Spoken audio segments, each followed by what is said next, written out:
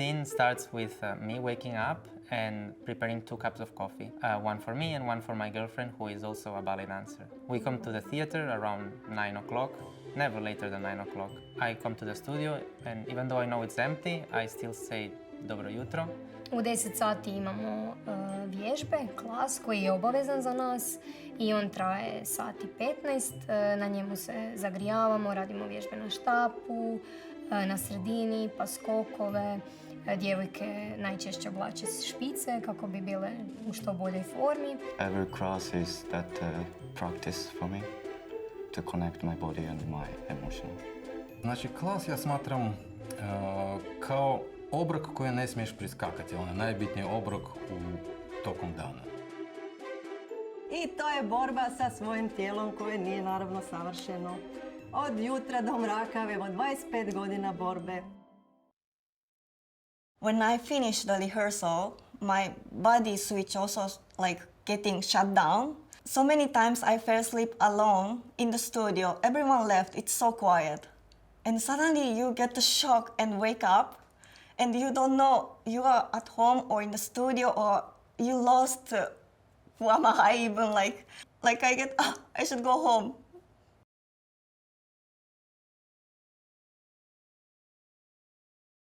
Since I was very small, I remember that I always liked classical music. This was one of the first things I remember. For my birthday, I always ask a CD from Tchaikovsky, Ravel's Bolero, Vivaldi Four Seasons. I always liked to entertain people. And when I was young, I had a really strong imagination. So I used to do things like build a little stage in our living room at home and perform magic tricks for my family. My mom always told me that till the night before that she gave birth to me, like she was in the ballet studio teaching, so I think for me it was very natural. I think couldn't be different. I'm from Japan, but I was studying in China when I was 12 years old. No family there, no friends, and of course I couldn't speak Chinese language. We had to go to schoolyard every day at 6:30 in the morning. We needed to run, like circle, every day, even though it was snowing outside or like it was minus 20 degrees in the winter time, even though we have to do it. When I was 16, I went to Antwerp Ballet School in Belgium. I was very shocked how people has different mentality from Japanese people.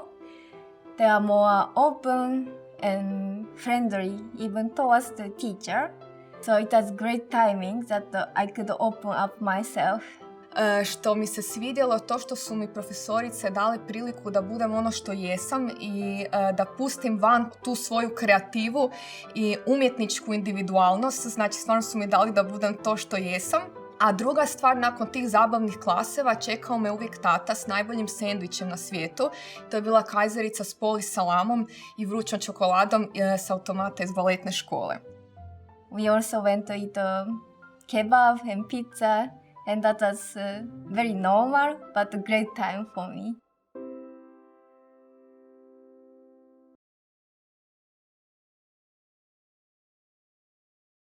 Moja prva predstava u životu je bila kad sam imala 4,5 ili 5 godina u Dubrovniku, u kazalištu Marina Držića.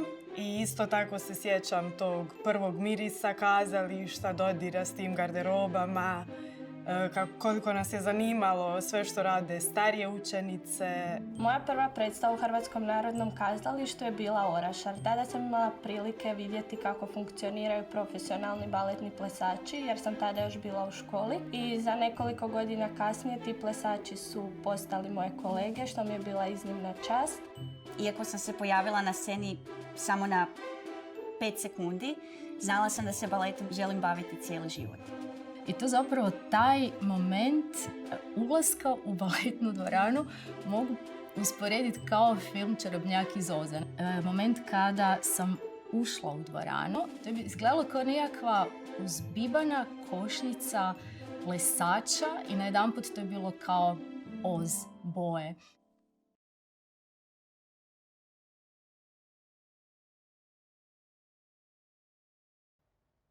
The funniest moment on stage for me, I think, was from a school performance when I was around 11 or 12. We finished the ballet.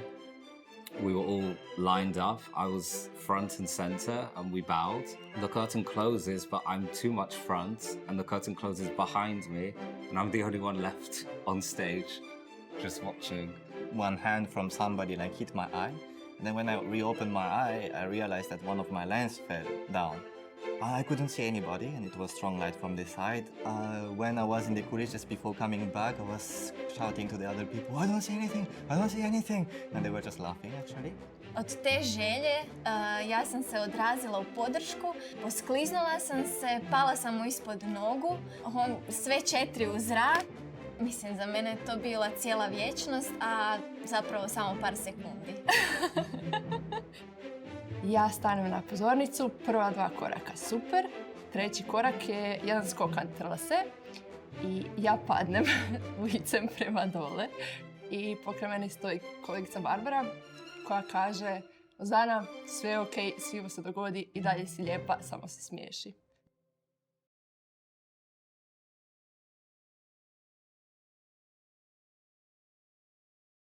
When I was younger, I always had issue of weight.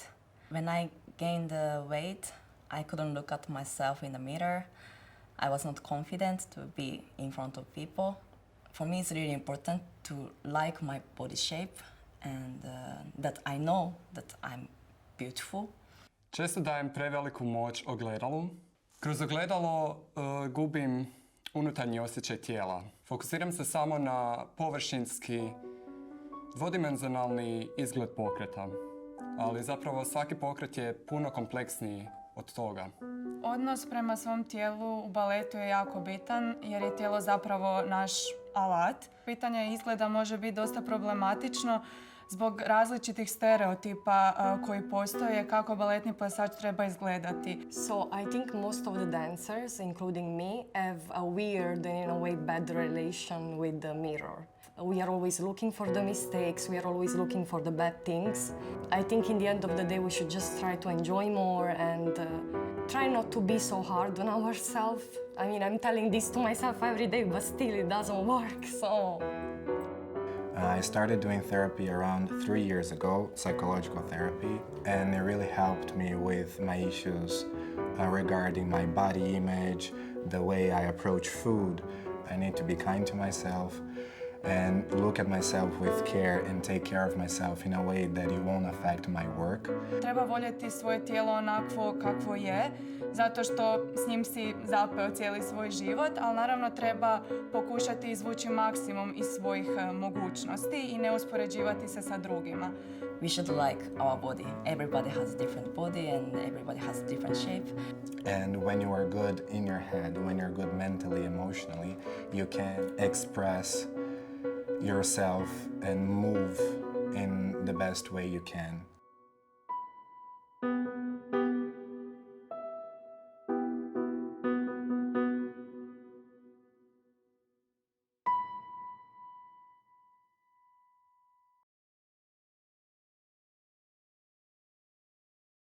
Bilo mi je jako lijepo i već mi nedostaje.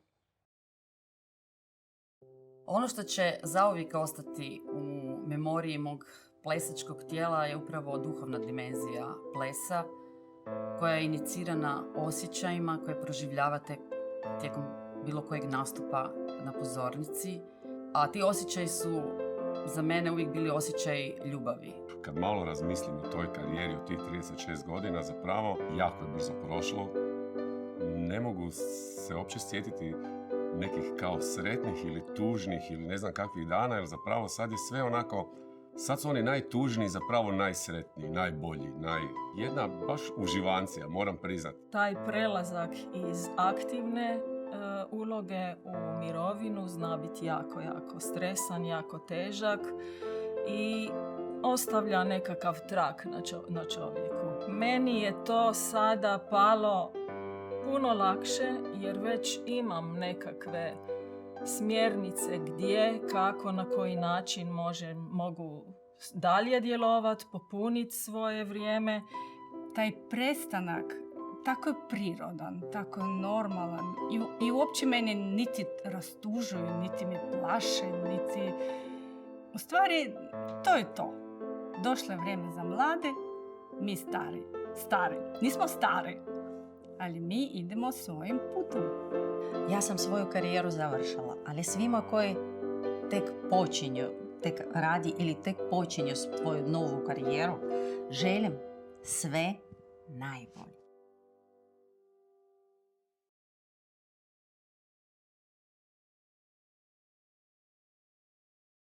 I do have a little superstition.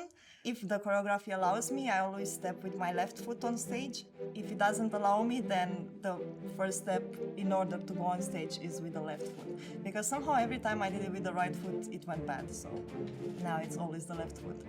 In the day of the performance, I try to eat tortellini for no reasons.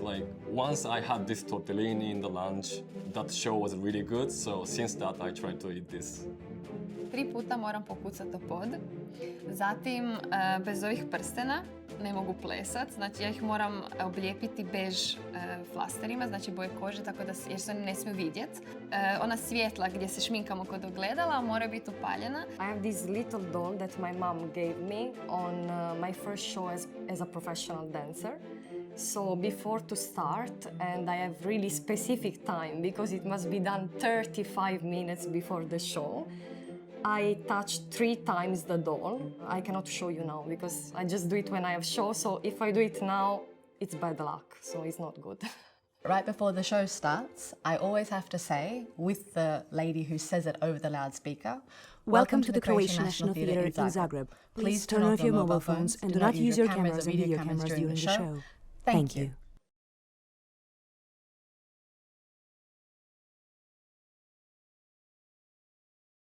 HNK je moj drugi dom. Ovdje provodim više vremena nego kod sebe doma. To je zapravo jedan hram u kojem se događa magija. Toliko sam zavolio HNK i Zagreb, da to je moj dom, moja kuća. I da me sad neko pita jel bi to ponovio, definitivno bi to ponovio, opet bi došao u Zagreb i opet bi to napravio. Istu stvar. HNK, it's really special. I feel we are really a family and I really feel home. So many people are doing the audition for this company and it was crazy. I thought at first that I would never get a job here. When I received the email that I was going to be a dancer of the Croatian National Theatre, I couldn't believe it.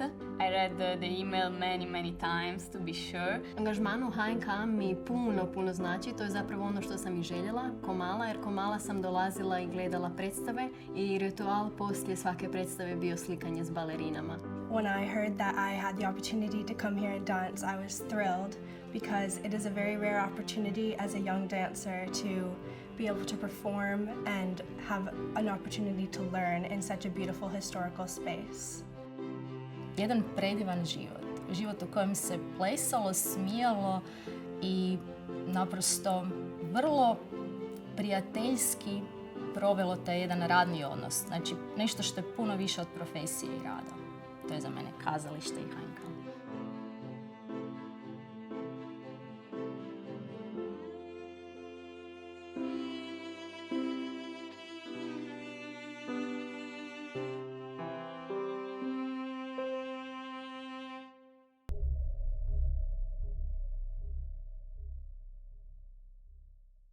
Nakon završetka predstave, naravno ovisi koja je predstava u pitanju, jednostavno idem u garderobu, preslačem se, tuširam se, vozim polako prema doma. Kad stignem doma zapravo zaboravim na sve. I just enjoy my feeling. And I'm hoping that audience enjoyed also and rest. That's it. Onaj high, recimo, toga predstave koji se doživi, pogotovo kad bi uspješna predstava, vrlo brzo se raspline. I to ja mislim da je jedna od posebnosti mojeg posla, jer sve je vrlo kratko i vrlo intenzivno. Jako često teško, ali sa jako lijepim, intenzivnim trenucima velikog užitka. Pa ja mislim da je život plesača jako uzbudljiv. Nikad ne znaš što ti novi dan donese. Ja bi parafrazirao Jadranko Črnko. HNK-ovskim hodnicama cesta mog života teče, njegova mi radost blaži, njegova mi rana peče. To je to za mene život plesača u HNK. I naravno, jako često ponoviti iste stvari. Svaki dan, svaku minutu.